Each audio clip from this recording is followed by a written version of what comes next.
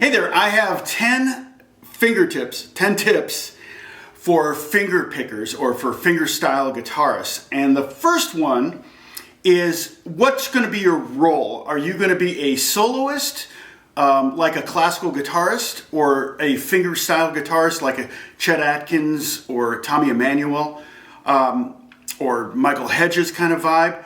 Or are you going to be more of an accompanist, like someone who's going to be playing fingerstyle for someone who's singing, like let's say, Dust in the Wind,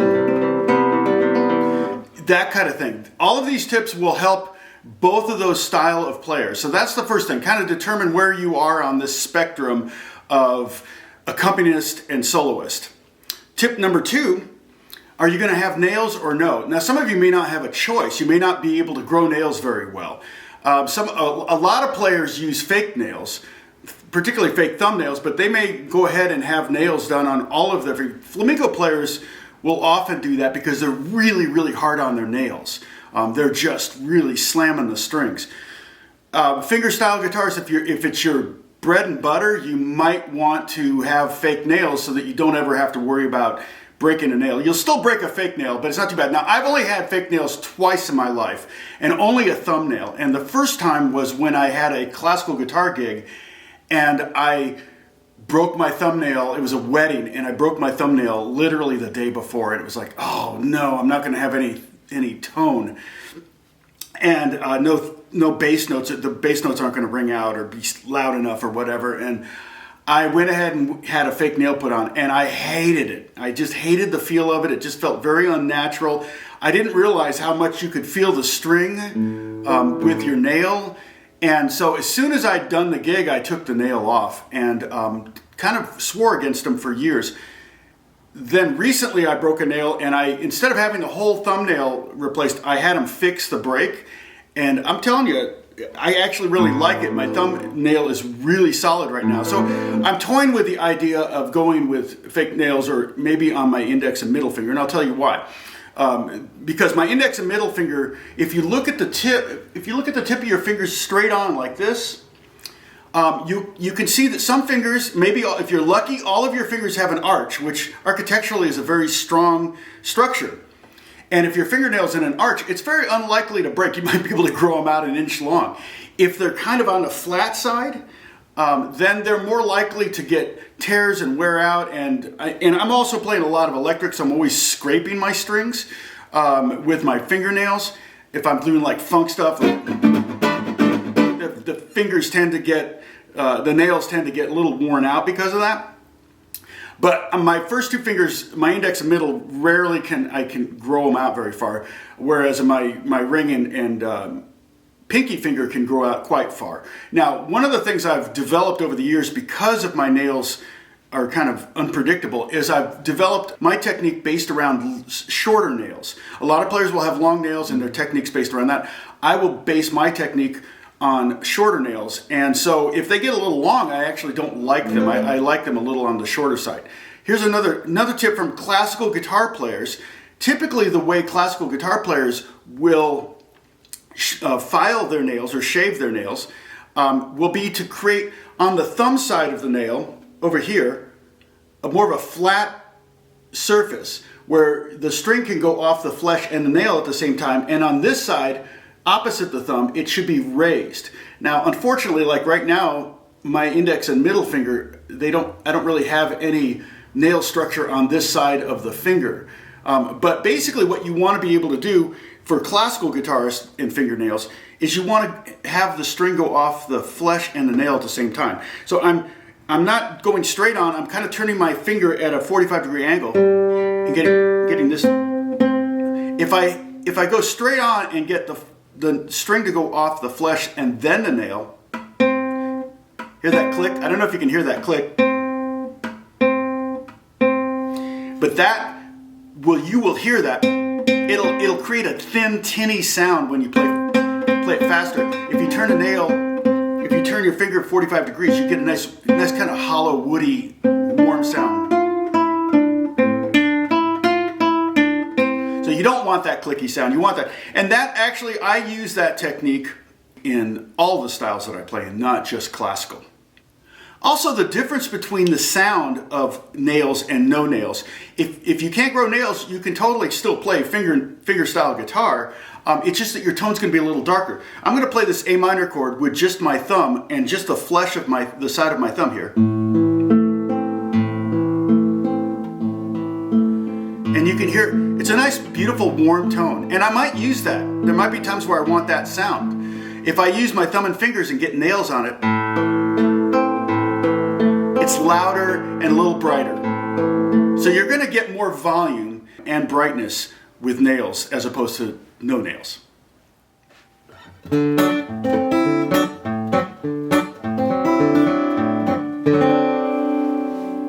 Okay, tip number 3, should you use a thumb pick?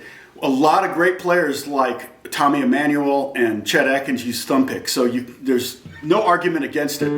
And what it does is it gives you a lot of volume, and it gives you kind of a solid bass line. So if you're going to be doing a lot of stuff on the lower strings, you're going to probably want to have either a really strong thumbnail or you're going to want to have a thumb pick.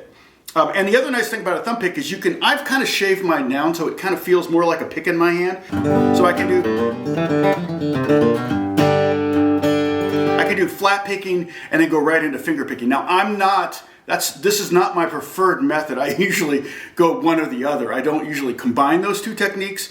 So I don't usually use a thumb pick, but I totally would understand anyone using a thumb pick. I think it makes great sense. All right. Okay. Tip number 4.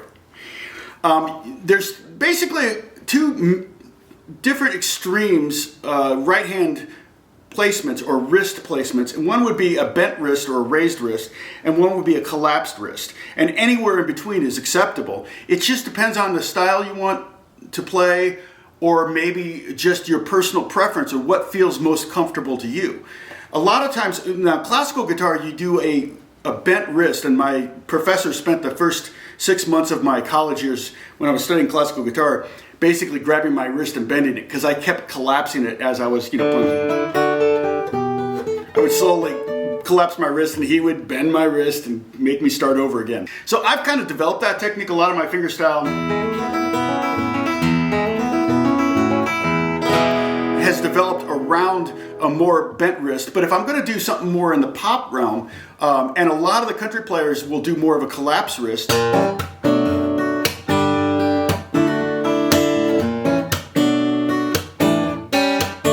If I want to bring in some percussion elements, a collapsed wrist is going to be a more flat hand kind of technique is going to be much more useful or much more amenable to that.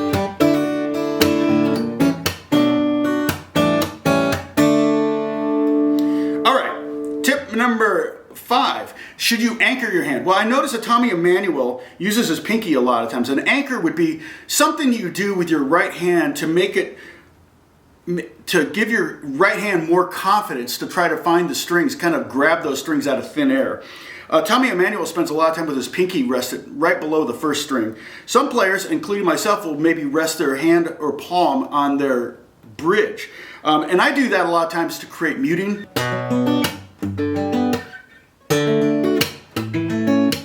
If I want a kind of more dark sound or a muted sound, or also if I want to slap my strings, I'm going to keep my hand, I'm going to maybe have my palm anchored on the bridge. The only downside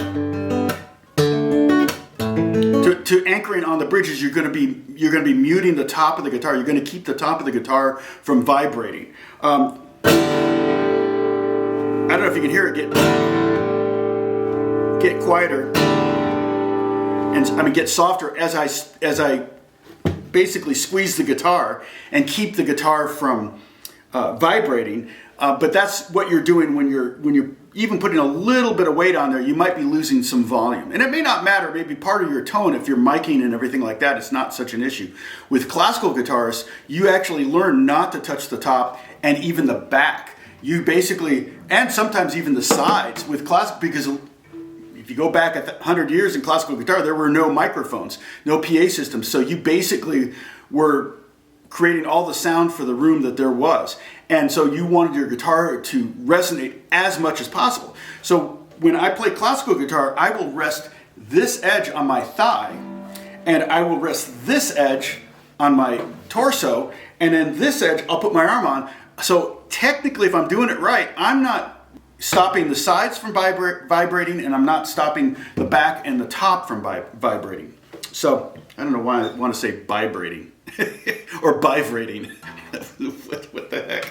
So that's classical technique, but you can apply that to your acoustic technique and it'll give you a little bit more volume, a little bit more resonance. Tip number 6, speaking of classical guitar, one of the standard exercises that all classical guitarists learn are the Guiliani Arpeggios. This is a book that was written in the 19th century, and it has 120 different finger picking patterns. It's all for the right hand. I would totally suggest getting it. I'm sure there are versions out there with tab. However, there's only 2 chords in the entire book. A C chord, and sometimes a C chord with a G in the bass, and then a G7 chord with a B in the bass, and sometimes a G7 chord with a G in the bass. But within those 120 exercises are some patterns that you might be able to utilize for accompaniment or for soloing, for creating really cool ideas for fingerstyle guitar. It basically, if you just look at the notation, like I know you probably don't know how to read music, but if you look at the notation, you can actually start to decipher the music just by looking at which notes are being played and which ones aren't. One of my favorite Guiliani Arpeggios is actually really early in the book.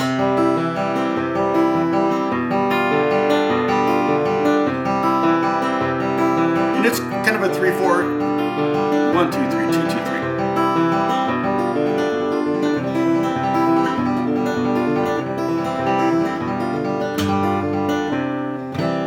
And they're great for developing strength and agility in your right hand. Some of them are very simple.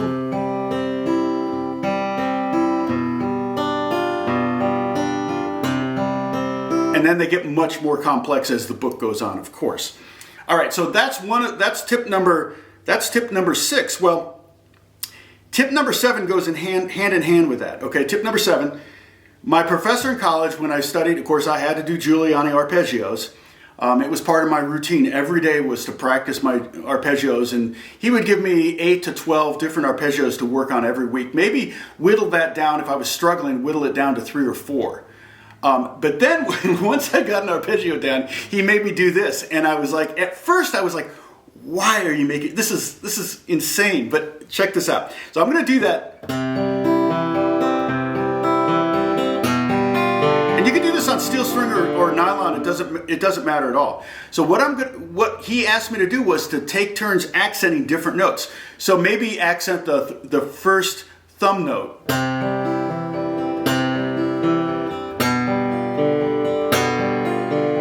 Then maybe accent the first time you play the first finger.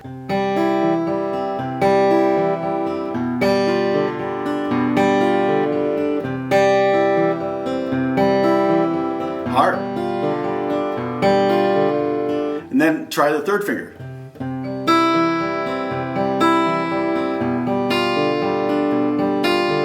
And I did that for a whole year, not really understanding why. I didn't really understand why until I got to the point where I was starting to write songs or to play pieces, and I realized there are times when you want certain notes to kind of jump out and others to not jump out so much. You want to emphasize some and de-emphasize others.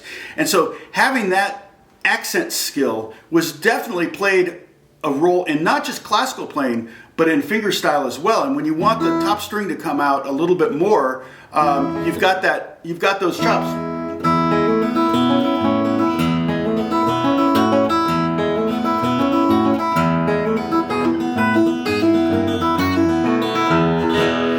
It gave me a lot more independence of my fingers, and my fingers were able to act a little bit more independently of each other. So accenting your notes in your fingers picking patterns or the Guiliani Arpeggios is a great way of doing that.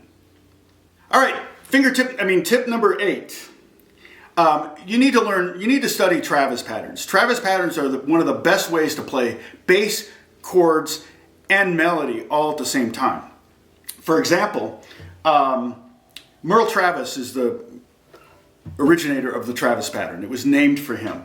And so the thing I played, I've got three things going on there. I got a bass line, I've got chords, and I've got a melody. So it's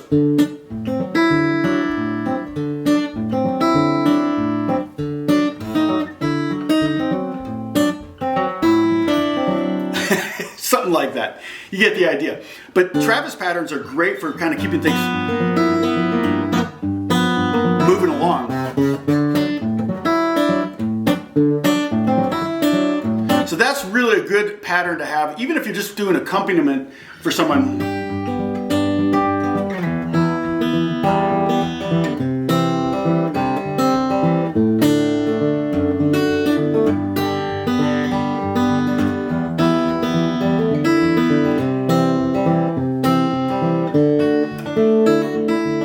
If you think about it, Dust in the Wind and even Blackbird, I feel like is a little bit, Paul does this weird little finger thing, but it's kind of a Travis pattern. It's his way of imitating Merle Travis in a way.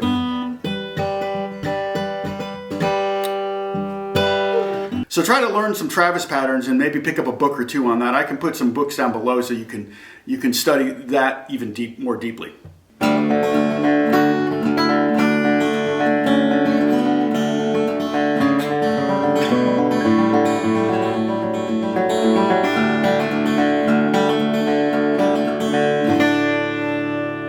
Okay, tip number 9, open tunings are a great way to kind of really hone and develop new fingerstyle or finger picking techniques. One of the reasons why open tunings work so great is because, like, right now I'm tuned in DAD-GAD, D-A-D-G-A-D, and I've done a lot of videos on open tunings, so you can check all those out. I'll put links down below so you can check those out. But what it does is it even just open, it sounds great.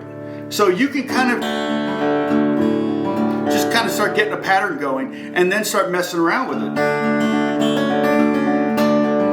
You can, in DAD-GAD, you can do minor things.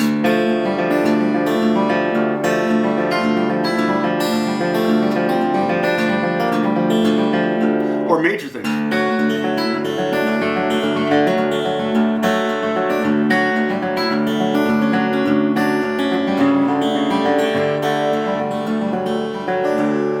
Either sound great in DAD-GAD. It's just, you almost can't hit a bad note, and that's kind of the beauty of it. So when you're starting to kind of develop a little technique,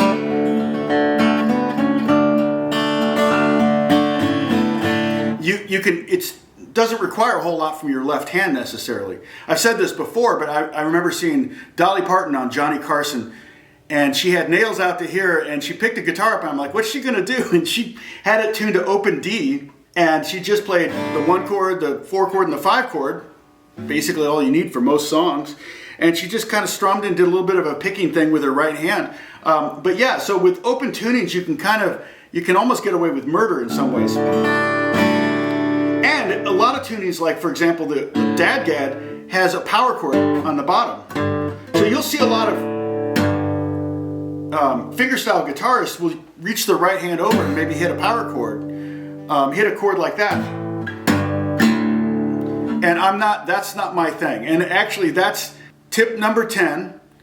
Start experimenting with percussive elements. You can start hitting the top of your guitar.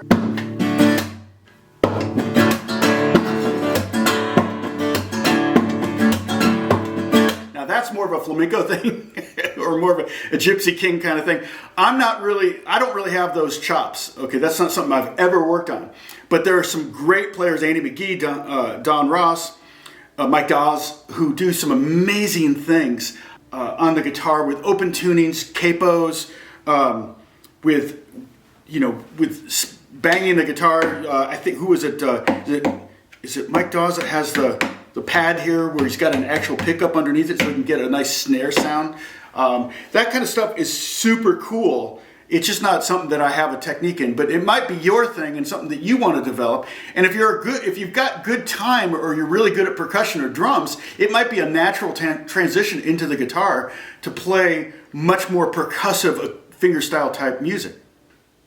Okay, I want to circle back to tip number 1, which is, are you an accompanist or are you a soloist? Is somebody singing on top of what you're doing or playing on top of what you're doing? In which case you want to be solid. You can get away with just being a real simple pattern.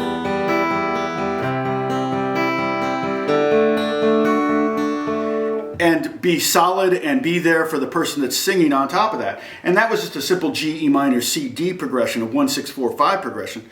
But if I were by myself, I wouldn't just play that. It would be...